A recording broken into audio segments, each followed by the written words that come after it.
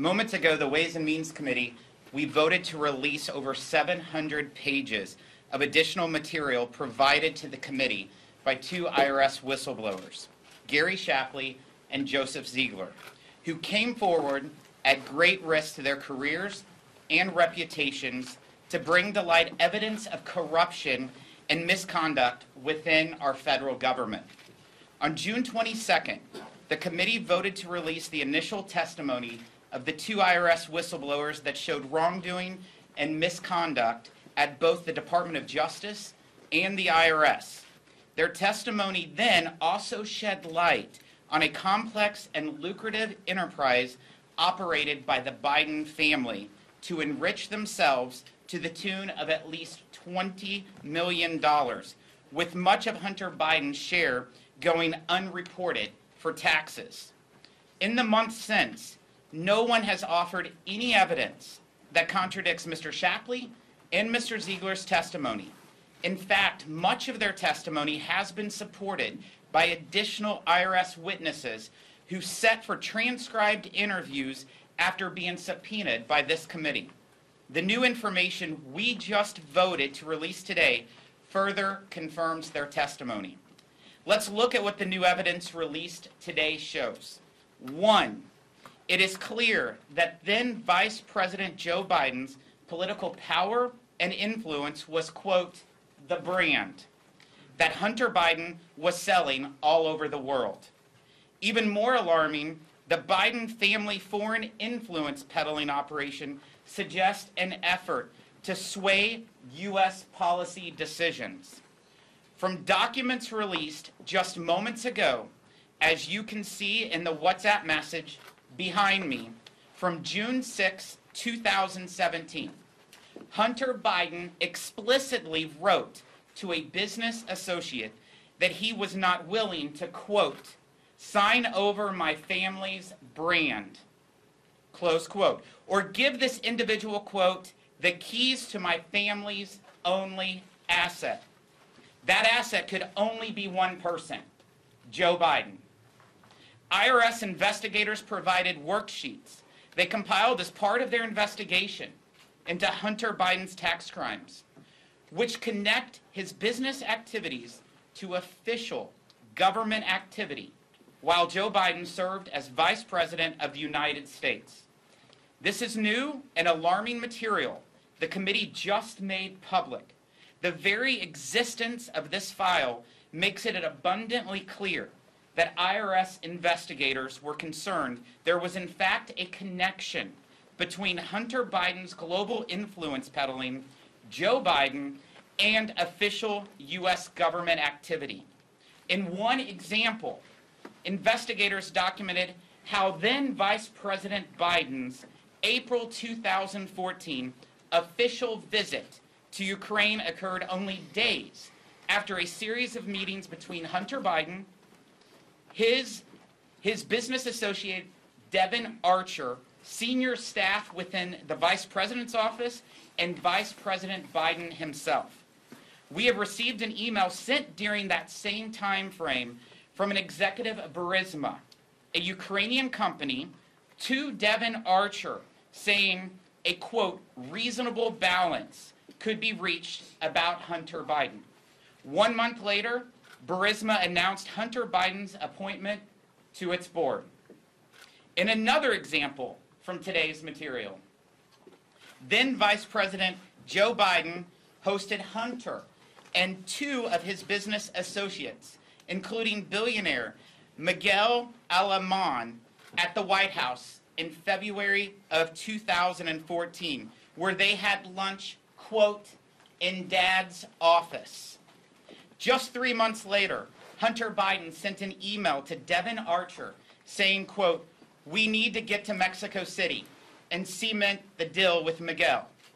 Public records show Joe Biden later used Air Force Two to shuttle Hunter and another business associate, Jeff Cooper, to Mexico City in 2016. These documents also underline how Hunter Biden's role as, quote, door opener extended far beyond his father and includes numerous other meetings between Hunter Biden and senior U.S. government officials, including now Secretary of State Antony Blinken. 2, the evidence today shows the complexity and scale of the Biden family influence peddling scheme. Millions of dollars were flowing through subsidiaries and LLCs to avoid taxes and shield visibility into how the money from foreign sources, including countries like Ukraine, Russia, China, went to different entities and Biden family members. The additional whistleblower documents we just released specifically mentioned 23 foreign countries on 4 different continents with connections to Hunter Biden's business operations. The map behind me shows the sheer scale and scope of this global operation. Lastly, in the whistleblower's original testimony, we learned DOJ took unprecedented action to impede any investigative step that could have led investigators to President Joe Biden.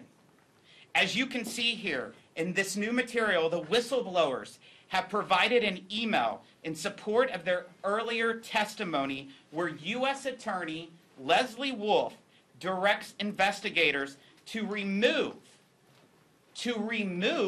all mentions of, quote, political figure 1 from a search warrant.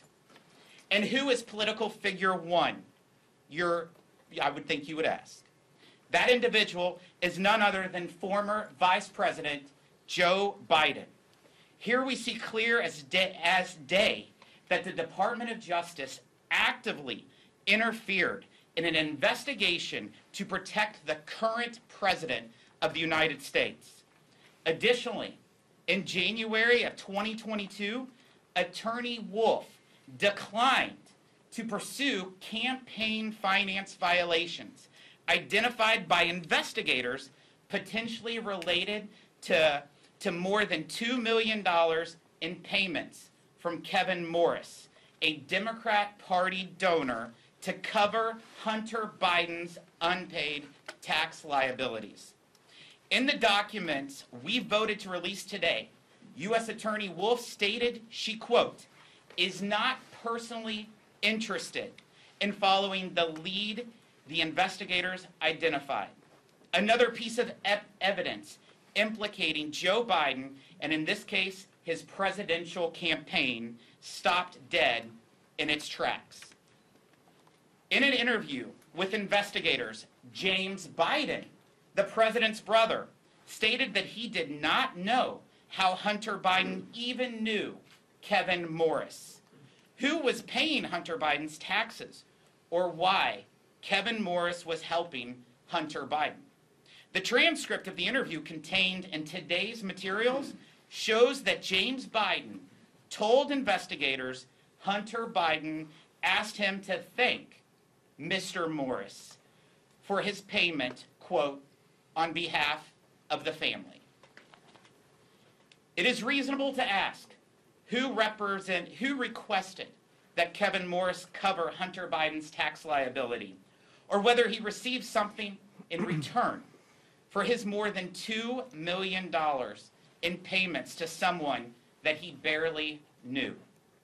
Based on this evidence and much more in the documents we voted to release today, along with evidence obtained by the Judiciary Committee and the Oversight Committee, I have serious concerns about whether the President of the United States, Joe Biden, may be compromised by his son's foreign business dealings. I also have serious concerns about whether the President may be using his administration to protect himself and his family from scrutiny. The American people, they have a right to know their elected representatives are not abusing public office to enrich themselves or their families. They also have a right to know if federal law enforcement agencies are holding the powerful and the politically connected to the same standard of justice as everyone else.